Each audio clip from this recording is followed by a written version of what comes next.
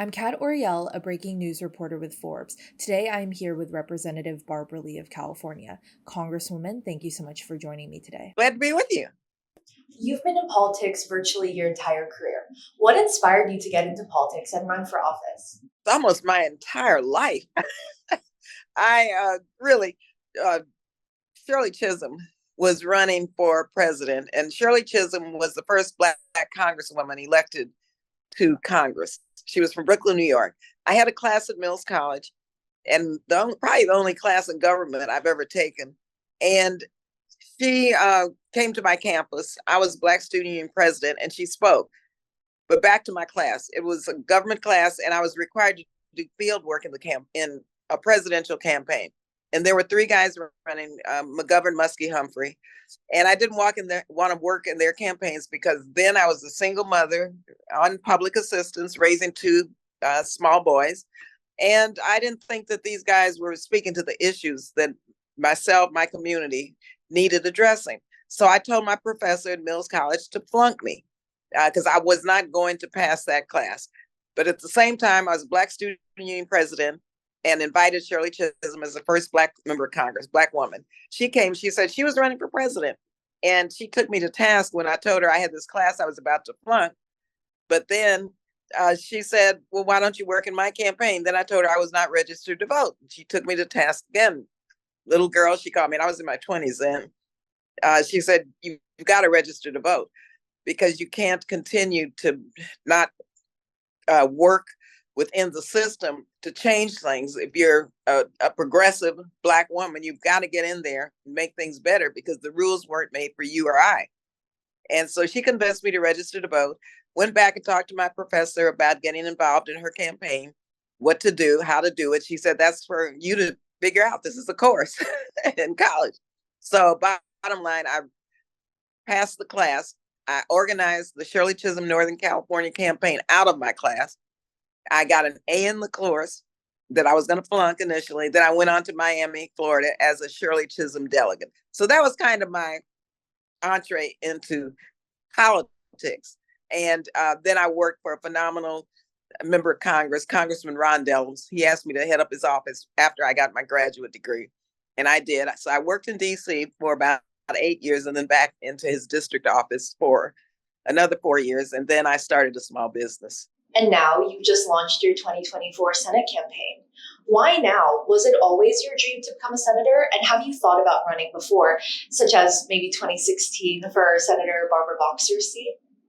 No, I have not considered that. This happened when, in fact, Senator Kamala Harris, who I supported for president when she became vice president, there was a vacancy. And of course, as an African-American woman, the governor made a commitment to appoint an African-American woman. And there were several, one of which was Karen Bass, myself, and others. And so Karen Bass, of course, is a phenomenal mayor now. She's won the election in Los Angeles, and I really pride myself with her support for this. And so if there had been an appointment, then I certainly would have accepted that appointment. However, Senator Feinstein, to her credit, said, and I talked with her, she would let me know what she was going to do, everyone know in the spring. But so I told her that I was not running until, I knew exactly what she was going to do. And out of respect for her. So the day she announced that she was not running for reelection, the next day I filed for the California Senate. So that's kind of the sequence of what took place. Right. And as you said, Governor Newsom said he would appoint a Black woman if for some reason Senator Feinstein is no longer able to finish out her term. Has he talked to you about this potential? And if he tapped you, would you accept? Let me tell you, she is going to finish her term. This is what she said she wanted to do. So I respect what she wanted to do. She's an icon. She's a trailblazer. And Senator Feinstein deserves to leave the Senate in the way she prefers and wants to leave the Senate. And so I'm running in the campaign for the Senate. And since she indicated that she was not going to run for reelection. Well, the race is getting pretty crowded with a lot of other high-profile Democrats throwing their hats into the ring. Well, what is your message to Californians? Why should they vote for you? What makes you different than your opponents? And what will you do differently as a senator? My background is a uh, very clear background that connects with voters. I've had many experiences that many voters in California have. And I want voters to know that I see them and I hear them, especially voters who haven't been part of the policy debate nor part of our focus. For example, and I'm a progressive African American woman who's been able to get the job done. I'm a good legislator and I've been able to do a lot in the California legislature and here. And a lot of the work that I've done has been based on experiences that I know are challenges for many people, which I have had, and I've turned them into public policy to make life better.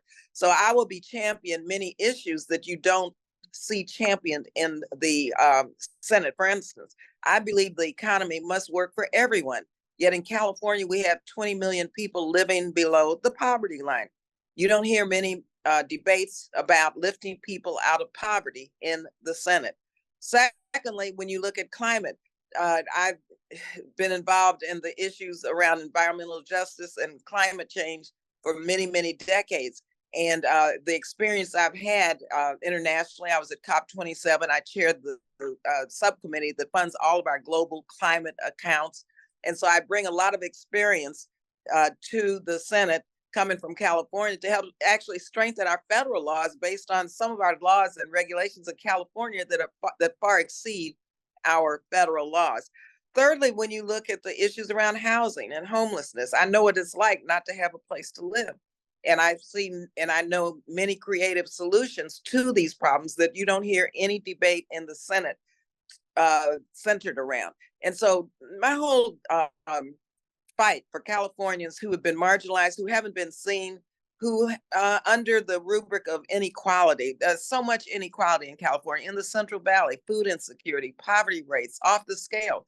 I serve on the agriculture subcommittee of the appropriations committee. I know the issues around the small farmers, around the new ways of farming, around the farm worker issues, just a lot of healthcare in the Central Valley. And so I believe that I have a background and I have the experiences as the legislator for many years to really hit the ground running in the Senate. And finally, let me just say the Senate does not have a lens that I carry as a Black woman. Since 1789, there have only been 2 African American women serving in the US Senate for a total of 10 years. That's Senator Harris and Senator Carol Moseley Braun. So that lens, that perspective of a woman of color, of a Black woman, and someone who has not only fought for African Americans and the Black community, but I have fought for everyone when it comes to barriers and challenges for the LGBTQ community, for women, for communities of color, for Native American communities, for everyone, because as we as Black women do, we fight for everyone to make this country live up to its creed of liberty and justice for all. And that's what I want to do, is make all Californians have a life that they deserve as Californians and begin to close these inequality gaps. What do you think the Democratic Party needs to do to get more Black women into office? Well, they need to support us, first of all, financially, because our donor base and the challenges as a Black person and as a Black woman are great, and they're barriers. We have to get ultimately public financing of campaign and overturn Citizens United. But there's dark money. There's money from opponents. You don't even know who the money comes from, to really try to defeat people like myself. So there are many barriers and challenges that Black women have to be able to break through. But I tell you, Mayor Bass, 9 million to her opponent, 100 million. There are ways we can win in California where I'm raising the money. I'm raising the money to be competitive and to be able to win in the way we are going to run our campaign. It won't be like others are running their campaigns because I'm unique and I have to do it our way, where I speak directly to voters. Yes, we're going to have money to do a lot of media because California is a huge state, but we're also going to connect directly to voters, voter registration, get out to vote efforts, outreach, and make sure that people get to know me and know that I see them in their daily lives. And I really want the economic security that they deserve to be there for everyone in California, including the 20 million who live below the poverty line. It's outrageous that we have that many people in the Golden State living on the edge. How's your fundraising? Do you think you'll be able to outraise your opponents? It's not about outraising my opponents. It's about raising the money that I know I can raise to win. And so the fundraising is going great. We have a great online company that's doing our media. We have a great company that's organization that's doing our online appeals. And I pride myself in recurring donors. We have many donors who every month send $20, $5, $10, and that builds up.